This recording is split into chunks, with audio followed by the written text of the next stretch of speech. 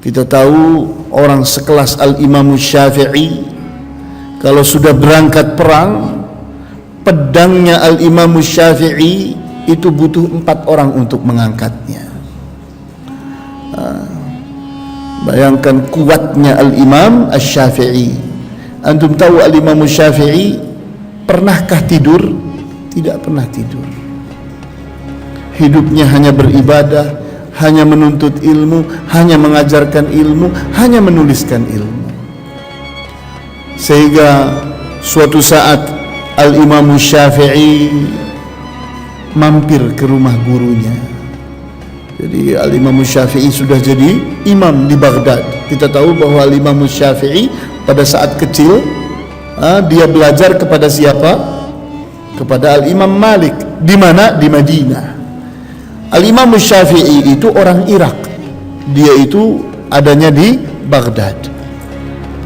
Adanya di Baghdad, di Irak. Kemudian setelah belajar kepada Al-Imam Syafi'i, Al-Imam Syafi'i itu dahsyat sekali ilmunya. Kekuatan hafalannya pun luar biasa. Dia itu miskin. Karena apa? Anak yatim Al-Imam Syafi'i itu. Sehingga suatu saat dia ingin menghafalkan kitab Al-Muwatta, tapi dia tidak mampu untuk membeli kitab Al-Muwatta. Maka dia pinjam kepada kawannya, kawan, pinjam dong kitab Al-Muwatta. Kitab Al-Muwatta itu adalah kitab kumpulan hadis-hadis yang diriwayatkan oleh Al-Imam Malik. Maka si kawannya bilang, aku tidak punya selain buku ini. Ya, aku pinjam sebentar. Berapa lama? Ya 3 hari katanya. Baik, setelah 3 hari aku ambil buku ini. Baik katanya. Maka selama 3 hari ratusan hadis yang ada pada buku Al-Muwatta dihirupnya, dihafalkannya. Jadi satu kitab Al-Muwatta yang berisi ratusan hadis dihirup dalam 3 hari. Ini Al-Imam Syafi'i.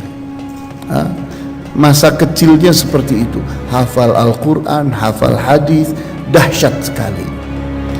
Kemudian Al-Imam Asy-Syafi'i berikutnya setelah belajar kepada sekian guru, maka dia pun menjadi imam besar di Baghdad.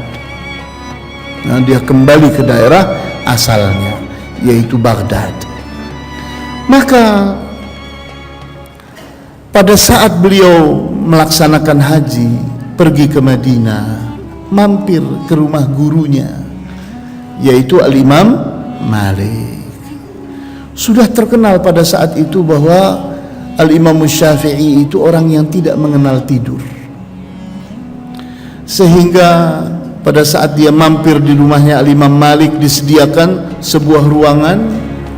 Anak kecil Al-Imam Malik, anak perempuan, mengintip Al-Imam Syafi'i. Dilihat, oh kok tidur? Pergi tidur dia. Setelah beberapa waktu dia lihat lagi, kok tidur? Dia masuk lagi. Berapa waktu lagi dilihat lagi, tidur. Ayah, pada saat ayahnya mau berangkat sholat subuh, ayah, bohong orang itu semua. Aku lihat sepanjang malam Asy-Syafi'i itu tidur katanya. Oh ya? Bagaimana kau tahu itu? Berkali-kali aku intip pintu kamarnya, aku lihat dia sedang tidur. Maka berangkatlah kedua orang ini ke masjid untuk sholat subuh. Kata Al-Imam Malik, wahai Syafi'i, tadi malam kau sepanjang malam tidur.